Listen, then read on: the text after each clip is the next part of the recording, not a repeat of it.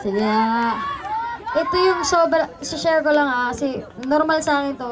Yung karamihan sa inyo siguro, first time ako napanood ng live, no? Pero normal sa akin, medyo makwento, kung ano na lang, pumapasok sa utak ko, kinukwento-kwento.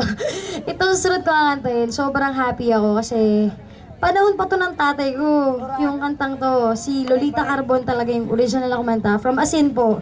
So yung mga nakaka-relate dyan. Sobrang saya ko na na-revive ko to. Kasi feeling ko hindi ko talaga kaya.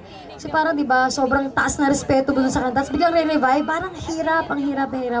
Pero sobrang privilege sa akin tong makanta tong kantang to. Kaya isa to sa mga favorite ko. Sana magustuhan nyo to. Diyosa! Feeling naman ako.